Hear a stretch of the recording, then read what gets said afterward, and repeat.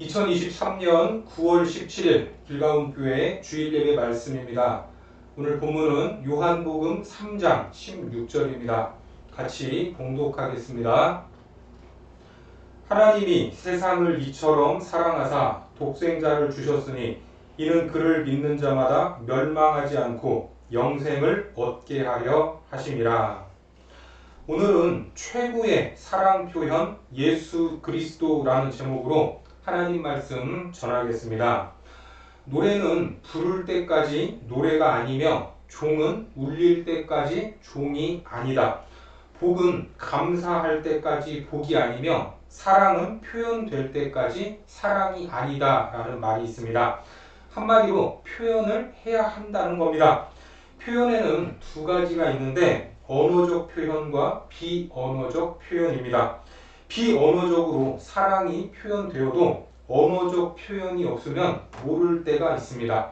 반대로 언어적 표현은 있지만 비언어적 표현이 없으면 언어적 표현이 거짓이 될 수도 있습니다. 그래서 두 가지 모두 다 필요하다는 겁니다. 인터넷에 떠도는 글 중에서 참 귀 담아 들을 만한 몇 가지 글을 소개하겠습니다. 상대방의 걷잡을 수 없는 화를 가라앉히는 말, 미안해. 겸손한 인격의 탑을 쌓는 말, 고마워. 상대의 어깨를 으쓱하게 하는 말, 잘했어. 화해와 평화를 부르는 말, 내가 잘못했어. 존재감을 쑥쑥 키워주는 말, 당신이 최고야. 더 나은 결과를 이끌어내는 말, 네 생각은 어때? 든든한 위로의 말, 내가 뭐 도울 일이 없어? 상대의 자신감을 하늘로 치솟게 하는 말, 어떻게 그런 생각을 다 했어? 상대의 능력을 200% 이끌어내는 말, 당신을 믿어. 용기를 크게 키우는 말, 너는 할 수 있어. 충고보다 효과적인 공감의 말, 잘 되지 않을 때도 있어. 돈 한 푼 들이지 않고 호감을 사는 말, 당신과 함께 있으면 기분이 좋아져. 자녀의 앞날을 빛나게 하는 말, 네가 참 자랑스러워. 다시 일어설 수 있는 힘을 주는 말, 괜찮아, 다 잘 될 거야. 상대의 가슴을 설레게 하는 말, 보고 싶었어. 배우자에게 사는 보람을 주는 말, 나에겐 당신밖에 없어. 상대를 특별한 사람으로 만들어주는 말, 넌 역시 달라. 100번, 1000번, 10,000번을 들어도 기분 좋은 말, 사랑해. 여러분, 사랑이라는 말을 어디에서 가장 많이 듣고 있습니까? 가정에서 남편과 아내에게, 자녀에게 들을 때도 많지만 교회에서 말씀을 통해 설교 시간에 사랑이라는 말을 많이 들을 것입니다. 특별히 하나님이 우리를 사랑하지 않습니까? 그렇습니다. 우리는 성경을 통해 언어적으로 우리를 사랑하시는 하나님의 사랑, 그 사랑의 표현을 많이 듣고 있습니다. 사랑의 언어적 표현을 우리가 들을 때 우리의 영혼이 살아나는 겁니다. 그리고 환경이 어려울 때도 이길 힘을 얻게 됩니다. 이것이 사랑의 힘입니다. 우리는 성경을 읽을 때 들을 수 있는데 성경의 시작인 창세기 1장을 펴보면 나는 너를 사랑한다 라는 이 말입니다. 창세기 2장을 봐도 나 너 사랑하고 있다 그런 의미입니다. 3장에서 인생들이 범죄를 했지만 하나님의 그 사랑은 멈추지 않았습니다. 여인의 후손을 약속하시지 않습니까? 이건 역시 나는 여전히 너를 사랑한다 라는 말입니다. 마태복음을 봐도 로마서를 봐도 요한계시록을 봐도 전부 다 우리를 향한 사랑의 편지인 것입니다. 그러니까 성경을 가까이 하면 그분의 사랑의 언어, 그 말을 많이 들으니까 행복 지수가 높아지게 됩니다. 반대로 성경을 멀리하면 언어적 사랑의 표현을 듣지 못하니까 영혼이 메마르게 됩니다. 그래서 이 율법책을 주야로 묵상하는 자가 어떤 사람입니까? 복 있는 사람이다 라고 말씀하는 것입니다. 또 하나님의 사랑 고백을 어디서 들을 수 있죠? 예배 시간에 듣습니다. 어떤 분들은 주일 설교에서 힘을 얻어 한 주를 살아간다고 말하기도 합니다. 주일 설교에서 힘을 얻었고 위로를 얻었고 소망을 얻었다고 말합니다. 하지만 목사님 기분 좋으라고 하는 립 서비스다라는 것을 알지만 정말 그것이 진심이라면 그것은 목사가 한 것이 아니라 하나님이 하신 것입니다. 하나님의 놀라운 사랑을 언어적으로 들었기 때문입니다. 성도들이 선호하는 설교, 목사님들이 하고 싶은 설교, 좋은 설교에 대한 다양한 기준과 정의들이 있지만 가장 본질적으로 어떤 설교가 가장 좋은 설교인가? 그것은 말씀 속에 담겨있는 하나님의 마음, 하나님의 생각, 하나님의 뜻을 정확히 전달하는 설교, 그것이 좋은 설교일 것입니다. 그래서 설교자는 하나의 도구입니다. 저도 좋은 설교자가 되려고 노력하고 있지만 여러분들도 말씀을 사모하고 어떻게든 말씀을 더 알고자 하는 열망을 가지셔야 합니다.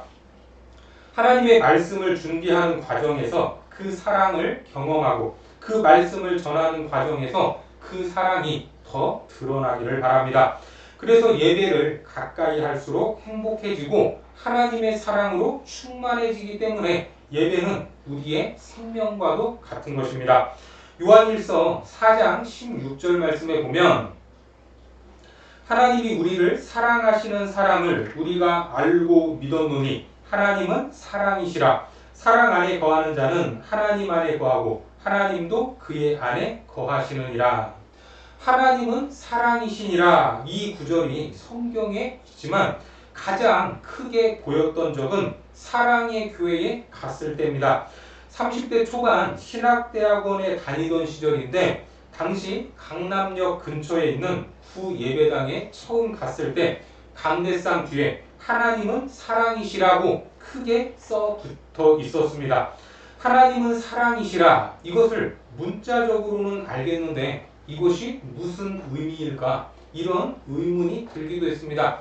다른 목사님들의 설교를 들어보면 이 말은 하나님은 사랑 그 자체라고 말씀하시기도 하고 하나님의 사랑은 너무나 커서 하나님은 사랑 덩어리다 라는 뜻이다. 이렇게 말씀하는 분들도 계셨습니다. 그렇게 머리로는 알겠지만 사실 마음에 와닿지는 않았습니다. 하지만 인생을 살아가면서 하나님이 사랑이라는 것을 머리가 아닌 삶으로 경험하게 되었습니다. 내 힘으로 헤쳐나갈 수 없는 어려운 상황들을 이기게 하셨던 하나님, 기도에 응답하시고 도우시는 하나님, 성경에 나오는 여호와 이레, 여호와 샬롬, 여호와 라파 등등 하나님은 내게 그런 하나님이셨습니다.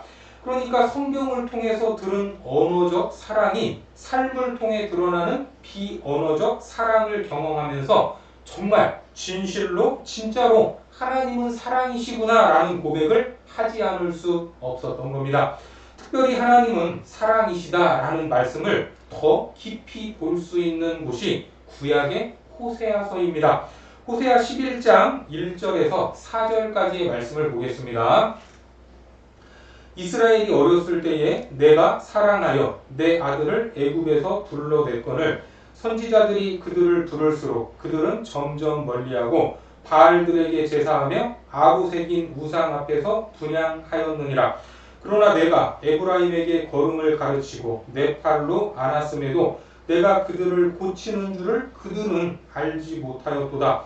내가 사람의 줄, 곧 사랑의 줄로 그들을 이끌었고 그들에게 대하여 그 목에서 멍에를 벗기는 자같이 되었으며 그들 앞에 먹을 것을 두었노라. 호세아 선지자를 통해서 이스라엘 백성들에게 하나님이 말씀하시는데 이스라엘이 어렸을 때라고 합니다. 이 말은 야곱과 그의 12아들, 손자까지 해서 75명이 요셉을 통해서 애굽 땅, 고센 땅에 거주하게 되었을 때를 이야기하는 겁니다. 창세기 46장 26절과 27절에 보니까 야곱과 함께 애굽에 들어간 자는 야곱의 며느리들 외에 66명이니 이는 다 야곱의 몸에서 태어난 자이며 애굽에서 요셉이 낳은 아들은 2명이니 야곱의 집 사람으로 애굽에 이른 자가 모두 70명이었더라. 이렇게 풍성한 애굽 땅에서 아들, 딸을 낳으며 번성했던 겁니다. 바로 그때 한 가족이 민족 공동체가 되었을 때, 그 당시를 어렸을 때라고 말하는 겁니다. 그렇게 어렸을 때 내가 그를 사랑하여 이스라엘을 뭐라고 부르죠? 내 아들이라고 말합니다. 그들을 애굽에서 불러내었다고 합니다. 어마어마한 사랑을 받은 것입니다. 그런데 선지자들이 그들을 부를수록 그들은 점점 어떻게 합니까? 하나님으로부터 멀어져만 갔습니다. 그럼에도 하나님은 그들을 포기하지 않았다라는 말입니다. 내 팔로 그들을 안았음에도 내가 그들을 고치는 줄을 그들은 몰랐다라고 말합니다. 그들을 분명히 안고 있으면서도 또 그들이 어려움을 당할 때 고치고 있는데도 모르더라라는 말입니다. 한 걸음 더 나아가 사랑의 줄로 그들을 이끌었고 그들 앞에 먹을 것을 두었다고 하는데, 이게 이스라엘을 사랑하시는 하나님의 사랑, 그 사랑의 비언어적 표현인 것입니다. 그런데 호세아 11장 9절에 보니까 내가 나의 맹렬한 진노를 나타내지 아니하며 내가 다시는 에브라임을 멸하지 아니하리니 이는 내가 하나님이요 사람이 아님이라. 내 가운데 있는 거룩한 이니 진노함으로 내게 임하지 아니하리라. 여러분 어떻습니까? 방금 읽은 이 말씀을 천천히 보시면 아주 진한 하나님의 사랑이 표현되어 있음을 알 수 있습니다. 내가 하나님이요 사람이 아니니라. 이 말이 무슨 말입니까? 사람의 사랑과는 다르다라는 말입니다. 하나님은 사랑 그 자체이시니라. 사랑 덩어리다. 이 표현을 내가 하나님이요 사람이 아니다라고 말씀하고 있는 겁니다. 이 놀라운 사랑이 신약으로 넘어와서 누구를 향하게 됩니까? 온 인류를 향하게 됩니다. 자, 오늘 본문 말씀을 같이 읽어보겠습니다.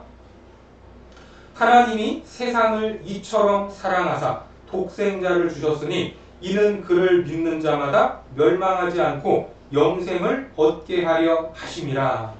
내가 이처럼 사랑하사 독생자를 주었으니 예수 하나밖에 없는 나의 독생자를 너희의 구원을 위하여 제물로 내놓았다라는 말입니다.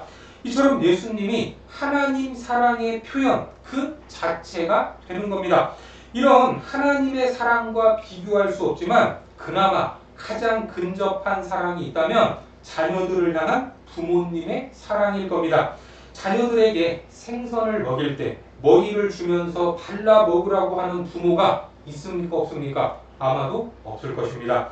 먹기 좋은 가운데 토막을 그것도 잘 발라서 주지 않습니까?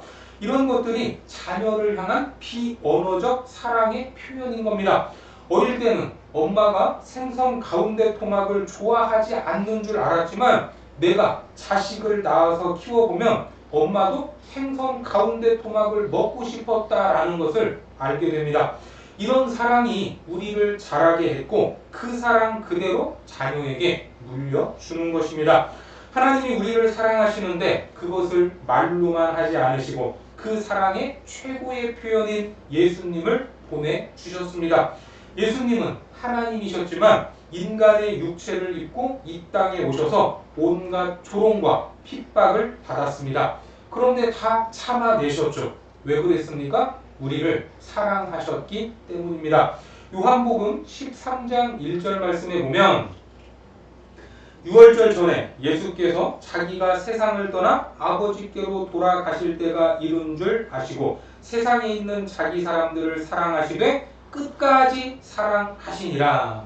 그리고 십자가에서 양손과 발에 못 박히심을 당하셨지만 바로 우리를 살려야 한다는 그 일념으로 참아내셨던 것입니다. 이것을 믿으시기 바랍니다. 십자가의 사랑이 최고의 정점이지만 사실 서기관들과 바리새인들을 향하여 책망을 하신 것도 그들이 깨닫고 회개하기를 원하셨기 때문입니다. 장사꾼들이 우글거리던 성전을 채찍을 만들어 뒤엎으셨던 사건도 너희들 그래서는 안 된다라는 주님의 뜨거운 사랑이 표현된 것입니다.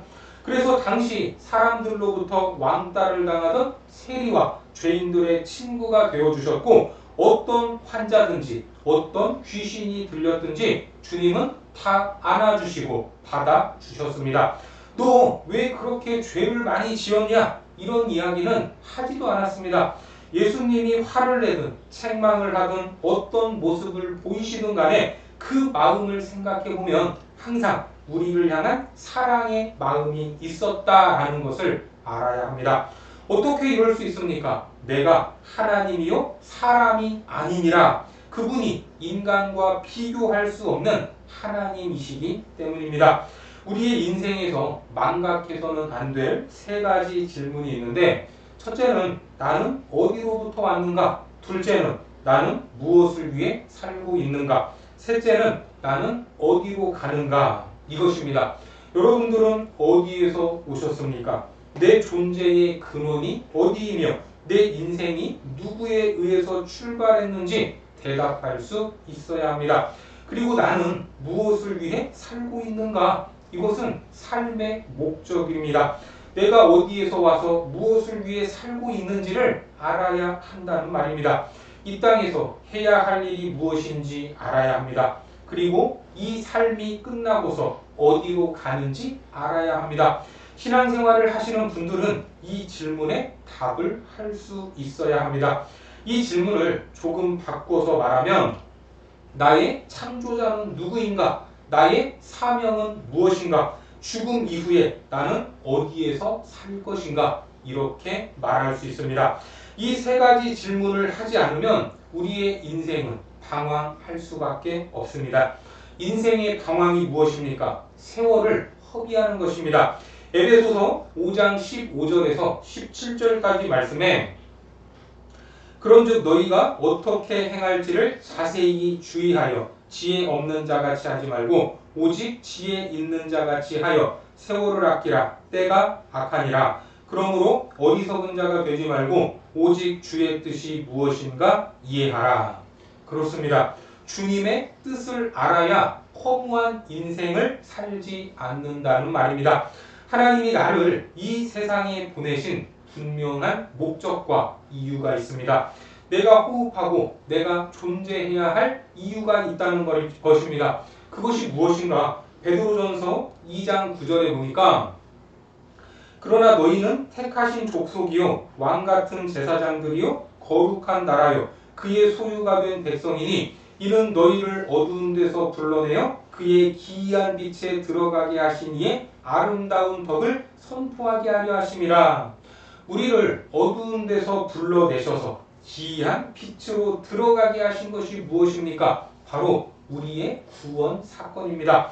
바로 이러한 하나님의 사랑, 예수 그리스도를 전하는 것입니다. 이처럼 아름다운 덕을 선포하는 것, 그것이 우리가 해야 할 일이요 존재의 이유다라는 것을 믿으시기 바랍니다. 해마다 가을이 되면 추수감사주의를 전후로 해서 교회마다 다양한 이름으로 전도 행사를 계획합니다.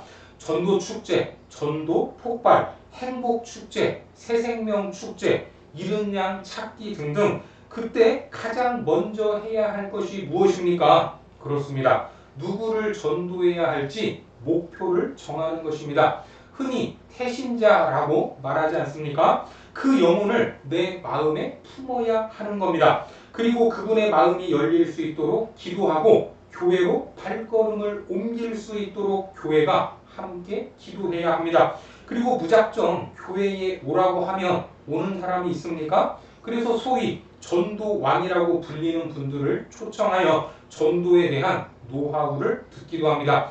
우리가 그렇게 기도하고 지혜롭고 전략적으로 접근하여 복음을 전하는 것은 우리의 해야 할 당연한 사명이지만 결정적인 것은 누구의 소관입니까? 바로 성령님께서 하실 일입니다. 그 마음의 문을 여시고 복음을 받아들이게 하시고 거듭나게 하시는 것, 그것은 성령의 역사다라는 겁니다. 사도행전 16장 14절에 보니까 두아디라시에 있는 자색 옷감 장사로서 하나님을 섬기는 루디아라 하는 한 여자가 말을 듣고 있을 때 주께서 그 마음을 열어 바울의 말을 따르게 하신지라. 바울이 빌립보에 가서 복음을 전할 때 여러 사람들이 그 복음을 듣고 있었습니다. 그런데 그 중에 루디아의 마음을 성령이 열어주셨고 그녀를 구원하셨습니다. 지금 이 메시지를 듣고 있는 여러분들도 하나님께서 복음을 듣고 그 마음을 열어주셨기 때문에 주일에 교회에 가고 이렇게 설교를 듣고 있는 것 아닙니까? 내가 교회에 갈 줄 누가 알았습니까? 내가 목사가 되고 장로가 되고 집사가 될 줄 누가 알았습니까? 참으로 놀라운 일입니다. 그래서 전도를 전문적으로 연구하는 학자들의 통계를 보면 대개 7명에게 복음을 전하면 그중 한 사람은 마음이 열려 교회와 연결이 된다라고 말합니다. 그러니까 아무리 전도가 안 된다고 해도 분명히 예비된 영혼이 있다는 말입니다. 그런데 그들의 마음이 자동적으로 열려서 교회와 연결이 되는 것이 아닙니다. 그들이 복음을 들어야 합니다. 그렇지 않습니까? 복음이 증거될 때 성령이 역사하셔서 마음이 열리고 주님을 만날 수 있는 것입니다. 그래서 우리가 복음을 증거하는 것, 우리의 입을 열어 전하는 것, 이것이 중요하다는 겁니다. 로마서 10장 13절에서 17절까지의 말씀을 보겠습니다. 누구든지 주의 이름을 부르는 자는 구원을 받으리라. 그런즉 그들이 믿지 아니하는 이를 어찌 부르리요? 듣지도 못한 이를 어찌 믿으리요? 전파하는 자가 없이 어찌 들으리요? 보내심을 받지 아니하였으면 어찌 전파하리요? 기록된 바 아름답보다 좋은 소식을 전하는 자들의 발이여함과 같으니라. 그러나 그들이 다 복음을 순종하지 아니하였도다. 이사야가 이르되 주여 우리가 전한 것을 누가 믿었나이까 하였으니 그러므로 믿음은 들음에서 나며 들음은 그리스도의 말씀으로 말미암았느니라.